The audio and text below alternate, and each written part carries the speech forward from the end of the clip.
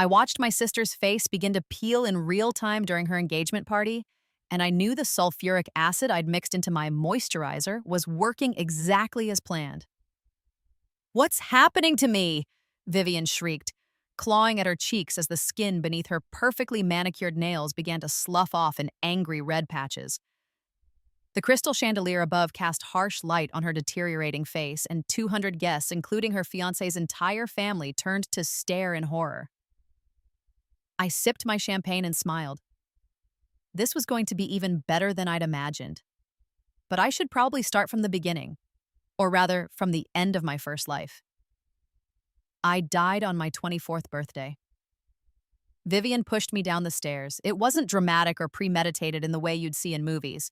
She didn't confess her evil plan or cackle maniacally. She simply placed her hand on my back during an argument about her stealing my grandmother's pearl necklace, and shoved. Hard. I remember the sensation of falling, the way each step felt like a hammer blow against my spine. I remember the crack of my skull against the marble floor of our family's foyer, and I remember Vivian's face hovering above me as my vision darkened, not filled with remorse or horror, but with irritation. "You shouldn't have been so dramatic about a stupid necklace," she said, already pulling out her phone. Not to call for help, but to take the necklace from around my neck. Then everything went black. When I opened my eyes again, I was 14 years old, lying in my childhood bed with its faded purple comforter, staring at the water-stained ceiling of my tiny room. The room that had once been a storage closet before my parents converted it when Vivian complained that sharing a bedroom was beneath her. My heart was pounding, my hands were shaking, and I knew with the kind of certainty that transcends logic that I had lived through this day before. It was the morning of Vivian's 15th birthday party. A party my parents had spent 3 months planning and thousands of dollars executing. A party I would spend serving drinks to her friends while she laughed at me for my thrift store dress. But this time, I had 10 years of memories that hadn't happened yet. 10 years of knowledge. 10 years of watching my family's pattern of cruelty play out over and over again. And this time, I was going to do things very, very differently. Let me tell you about my family so you understand why what I'm about to describe isn't revenge. It's justice. My mother, Patricia Chen, was a woman who believed that love was finite resource, and she decided to spend it all on Vivian.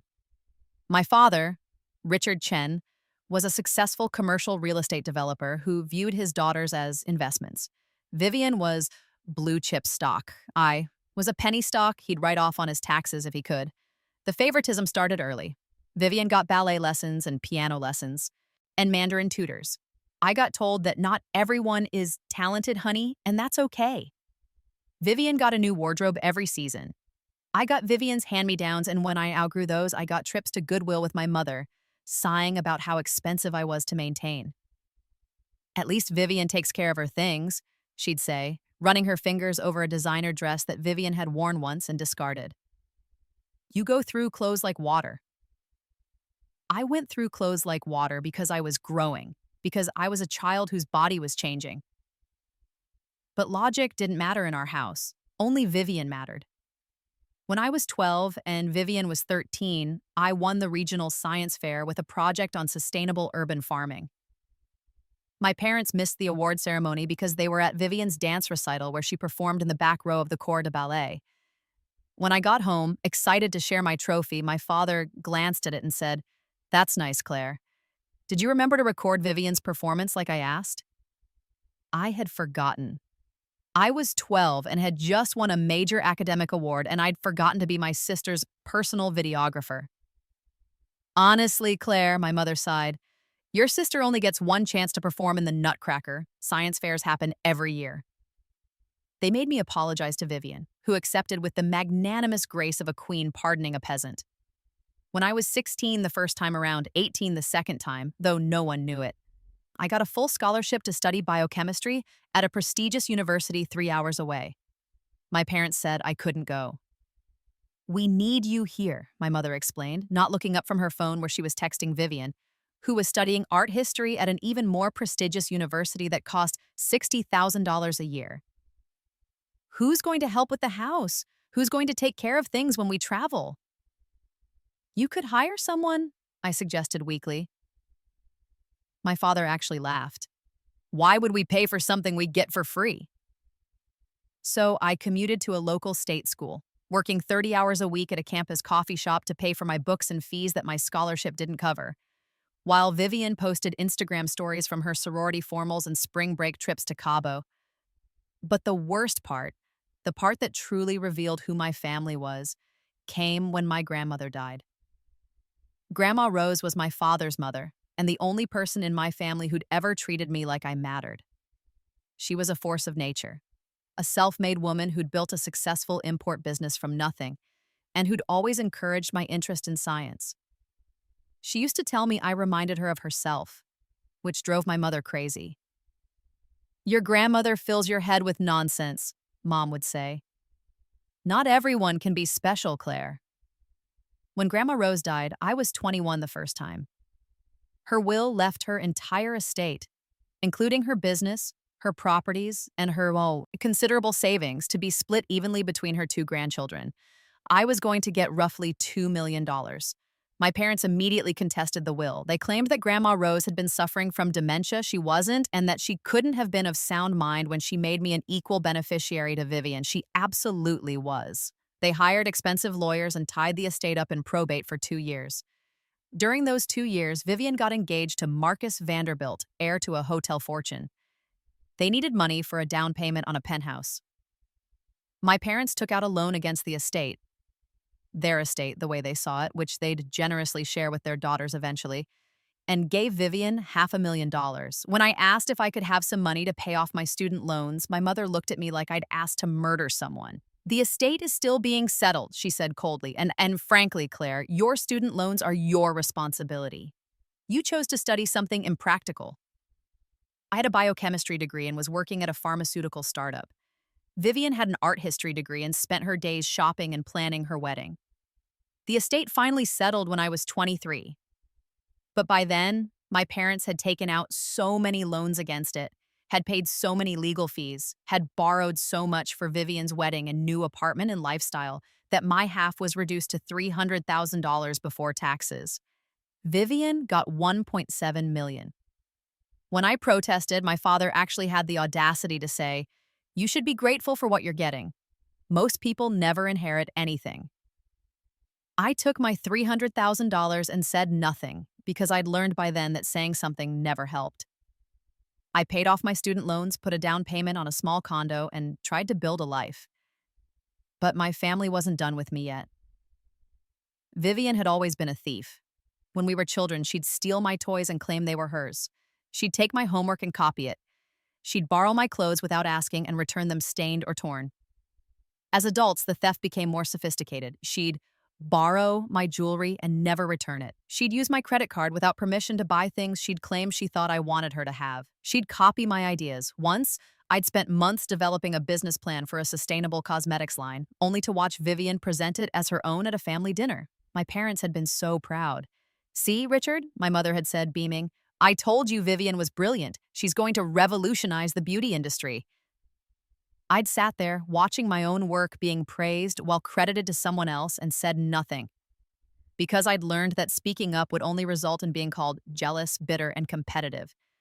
But the worst theft came after my grandmother died. Among Grandma Rose's possessions was a collection of handwritten recipes, not for food, but for skincare. She'd been obsessed with natural beauty treatments, had studied traditional Chinese medicine and Western herbalism, and had spent decades developing her own formulas. Her skin had been flawless well into her 70s. These recipes were supposed to be mine. Grandma Rose had explicitly told me so multiple times. "These are for you, Claire," she'd said during one of our last visits. "You're the scientist. You'll understand them. You'll know what to do with them." But when the estate was being divided, the recipes went to Vivian. "They're beauty-related," my mother had declared. "Vivian is the one who cares about beauty. You're always so practical, Claire. You wouldn't appreciate them." I'd wanted to scream that I had a degree in biochemistry, that I could actually understand and improve the formulas, that Vivian probably couldn't even pronounce half the ingredients. But I said nothing. Vivian took the recipes and did nothing with them for 2 years. They sat in a drawer in her penthouse while she used department store cosmetics and got regular facials at expensive spas. Then, 6 months before my death, I made a mistake. I created my own skincare line. Working in the pharmaceutical industry had given me access to labs and materials.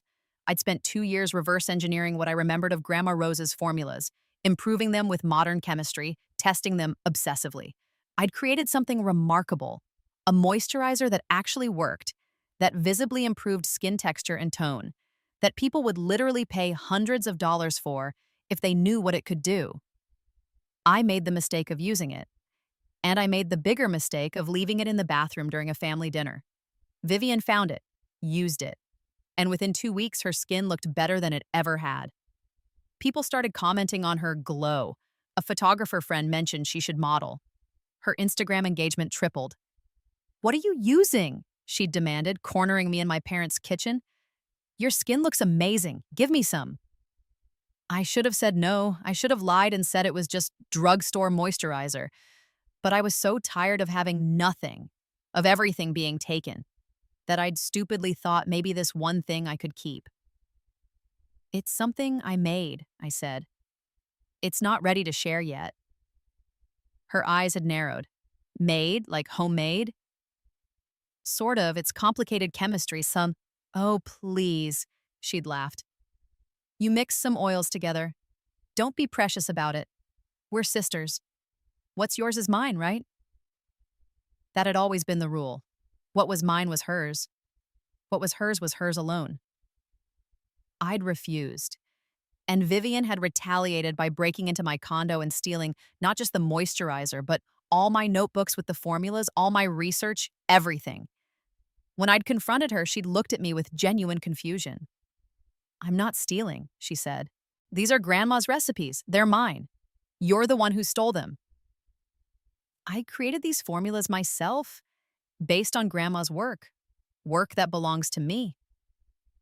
She'd smiled then, that same smile she'd give when we were children and she'd broken my toys. "If you're smart, you'll drop this. Otherwise, I'll tell Mom and Dad you tried to steal my inheritance." I'd tried to pursue it legally, but without proof of my work, Vivian had taken all of it. And with her ownership of the original recipes, I had no case. My parents had, of course, sided with her. "Why can't you just be happy for your sister?" my mother had asked, her voice dripping with disappointment. "She's finally found her calling and you want to ruin it with jealousy?"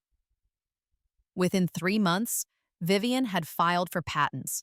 Within 6 months, she'd launched a luxury skincare line called Rose Legacy that she claimed was based on generations of family beauty secrets. She'd sold it for $8 million to a cosmetics conglomerate. My parents threw her a celebration party. I wasn't invited. 2 weeks later, during an argument about her taking Grandma's pearl necklace, another inheritance that should have been shared, Vivian pushed me down the stairs. And I died. But now I was alive again, 14 years old with all my memories intact and 10 years to prepare. The first thing I did was different this time. I started documenting everything. Every time my parents favored Vivian, I wrote it down with dates and details. Every cruel comment, every dismissal, every stolen opportunity, I recorded it all. Not because I thought anyone would care in this timeline, but because I needed to remember. I needed to hold on to my anger, to let it sharpen me instead of break me. The second thing I did was start planning. I knew how the next 10 years would play out. I knew every milestone, every opportunity, every disaster. I knew that in 2 years, my parents would refuse to let me accept my scholarship. I knew that in 6 years, Grandma Rose would die. I knew that in 8 years, Vivian would steal my work, and I knew that in 10 years, Vivian would kill me, unless I changed things. The third thing I did was start studying chemistry in earnest. If Vivian was going to steal my formulas anyway, I was going to make sure that what she stole would destroy her. The next 4 years played out almost identically to my first life, with a few key differences. I was a better student this time because I already knew the material. I won more awards, got more scholarships, made myself too academically valuable for my parents to completely ignore. They still favored Vivian. Some things never change. But they couldn't quite write me off as the useless daughter when I had universities sending recruitment letters. When the time came for college, they tried to stop me again. "We need you here," my mother said, the same words as before. But this time I was prepared. If I don't take This scholarship, I'll have to take out $100,000 in student loans, I said calmly. Or you can pay for local school, which is $60,000 a year. I watched my father's face do the mental math, letting me go for free versus paying $60,000 a year for 4 years. The scholarship it is, he said. My mother looked like she wanted to argue, but my father had spoken. Money always won. I went to university and triple majored in biochemistry, business, and chemistry. I worked myself to exhaustion, sleeping 4 hours a night, because I knew I had a deadline. I had to be ready before Grandma Rose died. I had to be ready before Vivian struck. During school breaks, I visited Grandma Rose religiously. I asked her about her recipes, learned everything she could teach me, and secretly photographed every page of her notebooks. I saved copies to 3 different cloud accounts under fake names. When she died, I had everything I needed. This time, when my parents contested the will, I didn't fight them. I let them tie up the estate, let them drain it with legal fees and loans. I even encouraged it subtly by pretending to be angry about Vivian getting preferential treatment. Every time I complained, they took more from the estate to give to her, thinking it would punish me. They were so predictable. By the time the estate settled, my share was only $200,000. Vivian got $1.8 million. My parents thought they'd won. I took my $200,000 and smiled. The pharmaceutical company I'd worked for in my first life didn't exist yet in this timeline. The startup that would have hired me hadn't been founded, so I founded it myself. I used my $200,000 to create Chen Pharmaceuticals, focusing specifically on dermatological applications of biochemistry. I hired 3 other chemists fresh out of grad school, people I'd known in my first life who were brilliant but undervalued. I worked out of a garage for the first year, then moved into a small commercial space, and I started developing my formulas. Not the moisturizer yet, that would come later. First, I needed to build credibility, create a paper trail, establish myself as an innovator in the field. I developed treatments for acne, for rosacea, for eczema. I filed patents for everything, with my name prominently listed as the primary inventor. I built a reputation. By the time I was 24, the age I died in my first life, my company was worth $5 million. I'd been featured in business magazines, had spoken at conferences, had built a network of contacts in the industry. I'd also been watching Vivian. She'd followed the same path as before: art history degree, rich fiancé, expensive lifestyle funded by my parents and her inheritance. She was still beautiful, still charming, still the golden child who could do no wrong. And she was still a thief. She'd stolen smaller things from me over the years. A necklace here, dress there. Ideas I'd mentioned in passing that she'd claim as her own. I let her. I encouraged it even by seeming careless with my possessions, by leaving things out where she could find them. I was training her to be greedy because I knew what was coming. The trap began 6 months before Vivian's engagement party. I brought a new moisturizer to a family dinner, left it in the bathroom, clearly labeled with my company's logo. Used it in front of Vivian, making sure she saw how it made my skin glow. "What is that?" she asked immediately. "Just something I'm developing," I said casually. "New formula, very experimental." "It's making your skin look amazing." "Thanks. It's still in testing, though. Probably won't be ready to market for another year." I made a show of putting it back in my purse, knowing she was watching. 2 weeks later, my condo was broken into. Nothing was taken except my moisturizer and the fake research notes I'd left strategically placed in my bathroom cabinet. I smiled when I saw they were gone. The fake formula I'd let her steal was based on Grandma Rose's original recipes, the ones I knew Vivian had inherited but never used. It would look authentic to anyone who didn't understand the chemistry. It would seem like I'd stolen from her inheritance. But I'd made some crucial modifications. The formula included several ingredients that were individually harmless but became highly corrosive when combined with certain common skincare products. Products I knew Vivian used daily: her expensive serums, her luxury face oils, her designer toners. All of them would react with my moisturizer to create a compound that would gradually damage skin cells. It would be slow at first, subtle. Just a little redness, a little sensitivity, easy to attribute to stress or weather, but it would accelerate over time. And if someone were to use the formula more intensively, say applying it multiple times a day because they loved the initial results, the damage would compound exponentially. I'd designed it specifically for Vivian's skin type, her routine, her entire skincare regimen that I'd observed for years. It was a chemical time bomb, and she'd just pressed the detonator. 3 weeks after the theft, Vivian announced she was launching a new skincare line. She called it Rose Legacy, the same name as in my first life. She claimed it was based on our grandmother's secret formulas, that she was honoring our family heritage. She spent $100,000 on marketing, hired a PR firm, got features in beauty magazines. The products launched 2 months before her engagement party. They were exactly what I designed them to be, effective for about 2 weeks, then increasingly damaging thereafter. The first complaints came in after 3 weeks. Customers reported redness, peeling, irritation. Vivian dismissed them as people with sensitive skin or user error. Some people just can't handle high-quality sun. Ingredients, she said in an interview. The complaints increased. Dermatologists started warning their patients away from Rose Legacy. Beauty bloggers posted videos of their damaged skin. The hashtag #RoseLegacyRecall started trending. Vivian doubled down. She released a statement claiming that competitors were sabotaging her, that the complaints were from fake accounts, that her products were perfectly safe. She posted photos of herself using the products, her skin still looking flawless. See? Perfect results. Don't believe the haters. What she didn't know was that I'd been intercepting her product shipments and replacing them with the safe version. The moisturizer she thought she was using to prove her products worked was actually one of my real formulas. I needed her confident. I needed her glowing. I needed her to use the real, dangerous formula right before her engagement party. 2 weeks before the party, I sent her a gift basket. It was from a fake admirer, someone who claimed to be a loyal Rose Legacy customer who'd had life-changing results. The basket included several products, all beautifully packaged, all labeled as Rose Legacy items. They were actually the corrosive formula at triple strength. Vivian posted about the gift on Instagram.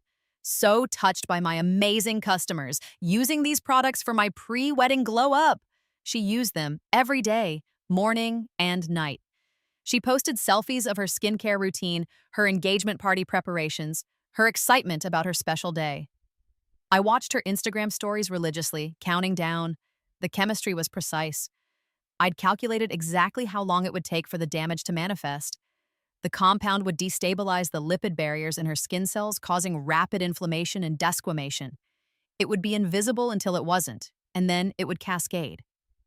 The reaction would hit peak visibility exactly 72 hours after first application. Her engagement party was 73 hours away. I'd been excluded from the initial planning of Vivian's engagement party, but my parents had insisted I attend. "You need to be there for your sister," my mother had said. "It's family." Family. The word they used like a weapon, a obligation, a chain. I bought an expensive gift, a crystal vase that cost $1,000, and wrapped it beautifully. I got my hair done professionally. I wore a dress that was elegant but not too elegant, pretty but not prettier than Vivian. I knew my role. The party was at the Vanderbilt Hotel, naturally. Marcus's family had spared no expense. There were ice sculptures and a 12-piece orchestra and flowers that cost more than most people's monthly rent. 200 guests filled the ballroom, socialites, and business magnates and influencers documenting everything for Instagram. Vivian wore a custom Versace gown. Her hair was styled in an elaborate updo. Her makeup was flawless. She'd hired a celebrity makeup artist, and her skin looked perfect. Still, I checked my watch. The reaction should have started 3 hours ago. Maybe I'd miscalculated. Maybe the chemistry was off. Maybe... Then I saw it. A small red patch on her left cheek, barely visible under her foundation. She touched it unconsciously, frowning slightly. I smiled. The party continued. Speeches were made. Marcus's father talked about joining 2 great families. My father talked about Vivian's brilliance and beauty. Vivian herself stood up, radiant under the chandelier, and thanked everyone for celebrating their love. "I'm so blessed," she said, her voice carrying across the ballroom. "I have the perfect family, the perfect fiancé, the perfect life. I honestly don't know how I got so lucky." As she spoke, I watched another red patch bloom on her right cheek, then another near her temple. She touched her face again, more deliberately this time.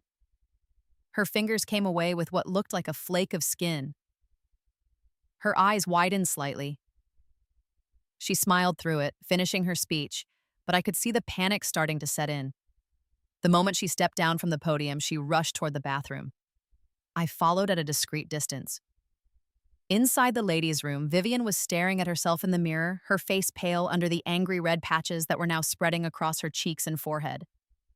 As I watched, a piece of skin peeled off near her eyebrow. "What the fuck?" she whispered. She pulled out her phone, presumably to call her makeup artist. Before she could dial, more patches appeared. The reaction was accelerating now, the compound reaching critical mass. I walked up beside her, pretending to fix my own makeup. "Oh my God, Vivian," I said, my voice filled with concern. "Your face, are you having an allergic reaction?" She spun toward me, her eyes wild. "I don't know, this has never happened before, I need to—" Another piece of skin flaked off, then another. "Maybe you should go back out there," I suggested gently. "People will wonder where you are." "I can't go out there like this." She was starting to hyperventilate. "I look like a fucking leper. Marcus will, everyone will." "I'm sure it's not that bad," I lied. "Just put on more foundation." She tried. Her hands shaking, she attempted to cover the spreading damage with makeup, but the foundation wouldn't stick to the compromised skin. It just slid off, taking more damaged tissue with it. "I need to go to the hospital," she said. I need, Claire, help me, please." "You're a scientist. What's happening to me?" I looked at her in the mirror. My sister, who'd spent our entire lives taking everything from me, who'd pushed me down the stairs and left me to die, who'd stolen my work and my inheritance and my grandmother's love. "I don't know," I said softly, "but I think you should go back to your party. This is your special day, after all." Her phone rang. Our mother. "Vivian? Where are you? People are asking, 'Mom, something's wrong with my face. What do you mean something's wrong?'" I took the phone from Vivian's shaking hand. "Hi, Mom. Vivian's not feeling well. I think she might need a doctor." "What? Let me talk to her." "Actually, I think we should come out there. Maybe Marcus's family doctor could take a look? They're here at the party, right?" I hung up before my mother could respond and guided Vivian back toward the ballroom. She resisted at first, but the shock was setting in, making her compliant. "Claire, I can't." "You can, you're strong, everyone's waiting." We walked back into the ballroom just as my mother was approaching. The moment she saw Vivian's face, she stopped dead. "What happened to you?" The music had stopped. People were turning to stare. Vivian tried to cover her face with her hands, but it was too late. Under the bright lights of the chandelier, everyone could see the spreading damage, red raw patches where skin was peeling away, welts forming. Her face was beginning to look like melted wax. Someone gasped, then another person. The whispers started. "Oh my God, what's wrong with her? Is that contagious? Someone call a doctor." Marcus pushed through the crowd, his face pale. "Vivian, baby, what?" He stopped when he got close enough to really see. I watched his expression change from concern to horror to something worse. Disgust. "Don't touch me," Vivian said, backing away from him. More skin flaked off with her movement, drifting to the floor like grotesque confetti. My mother grabbed her arm as "We need to get you out of here. Richard, get the car." But my father wasn't moving. He was staring at Vivian with the same expression Marcus had, that mixture of horror and revulsion that said everything about how conditional their love had always been. "What did you do?" my mother hissed at Vivian, as if this were somehow her fault, as if she'd chosen to humiliate the family. "I didn't do anything. I've been using my products, the ones from my line." The whispers intensified. "Rose Legacy did this? She's been using her own products? Oh my God, no wonder there were all those complaints." A woman in a Chanel suit pulled out her phone and started recording. Then another person. Within seconds, a dozen phones were pointed at Vivian, documenting her destruction in real time. "This is what Rose Legacy does to your skin," someone said loudly, clearly narrating for their video. The founder herself is literally falling apart. Vivian made a sound like a wounded animal. She tried to run, but her heel caught on her dress. She stumbled, and as she put out her hands to catch herself, more skin tore away from her palms, leaving raw, bleeding patches. Marcus's mother appeared beside him, her face set in polite disapproval. "Marcus, darling, perhaps we should discuss—" "Not now, mother," Marcus said. But he wasn't moving toward Vivian, he was moving. Away. I watched my sister collapse to the floor of the ballroom, her Versace gown pooling around her, her face a ruin, surrounded by 200 people recording her downfall for social media. And I felt nothing but satisfaction. The fallout was immediate and catastrophic. Videos of Vivian's breakdown went viral within hours. Hashtag Rose Legacy disaster trended worldwide. Beauty bloggers made response videos. Dermatologists gave interviews about chemical burns. The cosmetics conglomerate that had been in talks to buy Rose Legacy for $8 million, the same deal she'd gotten in my first life, pulled their offer. Then the lawsuit started. Customers who'd been damaged by Rose Legacy products filed a class action lawsuit. Vivian was personally named as a defendant, along with her company. The damages requested totaled $20 million. She didn't have $20 million. She'd spent most of her inheritance on her lifestyle and the business. The rest was tied up in assets she couldn't quickly liquidate. She was ruined. But I wasn't done yet. While Vivian was dealing with the legal fallout, I made my own move. I filed a lawsuit claiming that Rose Legacy had stolen intellectual property from Chen Pharmaceuticals. I had documentation, patents filed years before Vivian's launch, research notes, lab results. I had proof that the formulas she'd stolen from me were actually my original work, not Grandma Rose's recipes. Vivian tried to fight it. She claimed that the formulas were based on our grandmother's inheritance. So I released my trump card, photographs of Grandma Rose's actual recipes taken years ago showing that Vivian's products bore no resemblance to the original formulas. Instead, they matched my patented work exactly. My lawyers argued that Vivian had broken into my home, stolen my research, and passed it off as her own. We had timestamps on my patents. We had witnesses who'd seen me developing the formulas years before Vivian's launch. The case was open and shut. Vivian was ordered to pay Chen Pharmaceuticals $15 million in damages for intellectual property theft. She didn't have $15 million, so they took everything. Her penthouse, her car, her jewelry, her inheritance. What was left of it after she'd burned through most of it on her failed business. Within 3 months, Vivian went from socialite to bankrupt, and Marcus left her. He didn't make a public statement. He simply stopped returning her calls. The engagement was quietly called off. His family's lawyer sent a letter requesting the return of the engagement ring, a 3-carat diamond worth $80,000. Vivian had already sold it to pay her legal fees. But the story gets better. Remember how I mentioned that my parents had always chosen Vivian over me? That they'd drained Grandma Rose's estate to fund Vivian's lifestyle? Well, I'd been documenting that too. After Vivian's fall, I hired a forensic accountant to go through the estate records. We found evidence of dozens of illegal transactions. My parents had been executors of the estate, and they'd systematically stolen from it to benefit Vivian. They'd taken money that should have been split between both granddaughters and given it exclusively to one. That was embezzlement. I filed a complaint with the State Bar Association. My father's real estate license was suspended pending investigation. My mother, who'd co-signed all the fraudulent transactions, was named as an accomplice.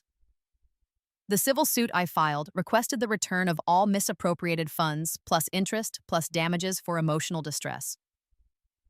The amount came to $3.2 million. My parents didn't have $3.2 million. They'd spent it on Vivian. So they tried to get it from Vivian. But Vivian didn't have anything left either. She was living in a studio apartment in a bad neighborhood, working as a receptionist at a dental office, her face scarred from the chemical burns even after multiple reconstructive procedures. My parents had to sell their house, the beautiful colonial with the marble foyer where Vivian had pushed me down the stairs. It went on the market for $1.8 million and sold for $1.6. After paying off their mortgage and their legal fees, they cleared about $400,000. Not enough.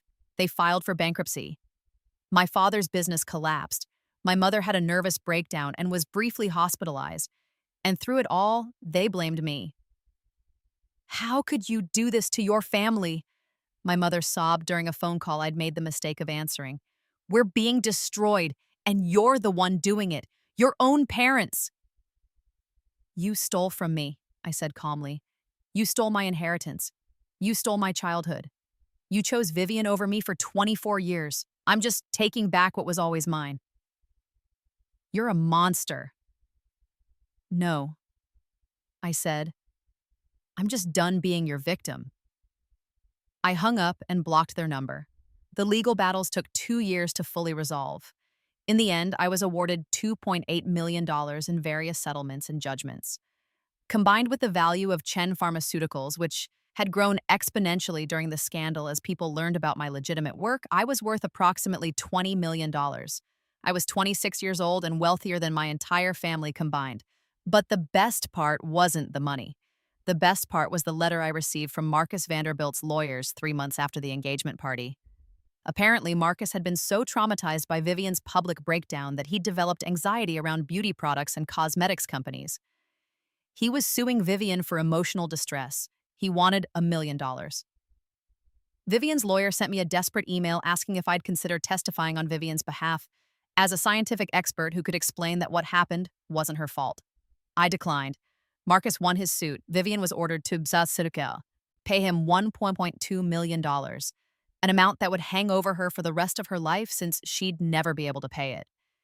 The girl who'd had everything was now drowning in debt she could never escape. 5 years after the engagement party, I attended my parents' bankruptcy auction. The house had been foreclosed on after they couldn't keep up with payments on the second mortgage they'd taken out to pay their legal fees. Everything inside was being sold to satisfy their debts. I walked through the rooms where I'd grown up, where I'd been ignored and dismissed and treated as less than. My old room, the converted storage closet, had been turned into a home gym after I'd moved out.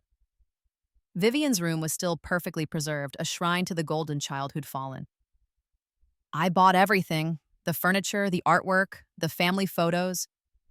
All of it went to the highest bidder, and I bid higher than anyone else. Then I had it all destroyed. The mahogany dining table where I'd served Vivian's birthday dinners while being treated like the help? Chopped into firewood. The chandelier from the foyer where I died? Shattered. The family photos where Vivian was always in the center and I was always on the edge? Burned. I erased it all. My parents heard about it, of course. My mother called from a payphone, they couldn't afford cell service anymore, and left a rambling voicemail about how I was destroying the family legacy. How could I be so cruel? Didn't I have any decency? I saved the voicemail. Sometimes, when I need to remember why I did what I did, I listen to it, to the entitlement in her voice. The assumption that even after everything, I owed them something. I owed them nothing. 10 years after my rebirth, the exact age I'd been when Vivian killed me in my first life, I received an invitation to my parents' anniversary party. They were living in a 2-bedroom apartment in a low-income housing complex. My father was working as a property manager at a storage facility. My mother was working part-time at a grocery store. They were 65 and had no retirement savings, no assets, nothing. The invitation was clearly a peace offering, or maybe a final attempt at manipulation.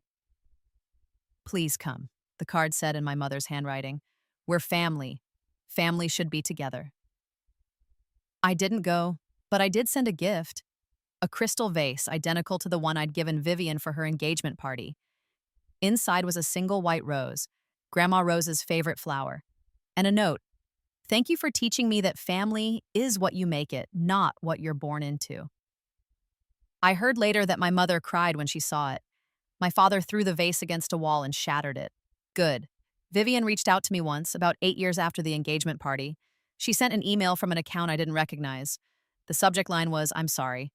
The email itself was long and rambling. She said she'd been in therapy, that she understood now how toxic our family dynamic had been, how she'd been enabled to be cruel, how she'd never questioned whether what she was doing was right, because she'd been taught that she was entitled to everything. She said she was sorry for stealing from me, sorry for how she'd treated me, sorry for pushing me down the stairs. That last line stopped me cold, and Sorry for pushing me down the stairs. But in this timeline, she'd never pushed me down the stairs. That had happened in my first life, the life she had no memory of, unless I read the email 3 more times looking for clarification, but there was nothing else. Just that one line buried in paragraphs of apology. Had she meant it metaphorically, or did she somehow remember? I never responded. Some questions are better left unanswered, but I did file the email away carefully, just in case. Today, I'm 34 years old. Chen Pharmaceuticals is worth $100 million. We've developed treatments for dozens of skin conditions, created jobs for thousands of people, and legitimately improved lives. My work has been published in scientific journals. I've spoken at conferences worldwide. I live in a penthouse in the city, not the one Vivian lost, but a better one higher up, with floor-to-ceiling windows that overlook everything. On clear days, I can see all the way to the horizon. I never married. I thought about it once or twice, met people who seemed interested, but I could never quite trust it. When you've spent your formative years learning that the people who should love you unconditionally will actually destroy you given the chance, it's hard to believe in love. But I have friends, real friends, not the kind who want something from me. People I met in my second life who knew me as Claire, the brilliant chemist, not Claire, the disappointing daughter. I have a life I built myself, with no one's help against everyone's expectations. And I have my revenge. Vivian is 42 now. She still works at that dental office. She never married. The scars on her face healed as much as they're going to, which is to say she's presentable but no longer beautiful. The thing she valued most, her appearance, is permanently damaged. She lives alone in a small apartment with furniture from IKEA. She takes the bus to work. She buys her clothes from Target. She lives the life I was supposed to live in my first timeline. The life of the unfavored daughter, the one who gets scraps, the one who doesn't matter. And I live the life she was supposed to live. The life of success and wealth and respect. Sometimes I think about my first life, the one where I died at 24 on the marble floor of my parents' foyer. I think about how different things could have been if my family had just loved me, if they'd split their attention evenly, treated both daughters with respect, not pitted us against each other. But they didn't. So I don't feel guilty. I was given a gift, a second chance at life, the knowledge of how things would play out. And I used it not just to save myself, but to achieve justice, to take back everything that was stolen from me, and to make sure that the people who'd hurt me faced consequences. That's not revenge. That's balance. Last week, I received another email from Vivian. This one was shorter. I know what you did.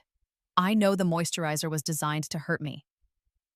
I know you planned everything. I can't prove it, but I know. I'm not going to tell anyone. What would be the point?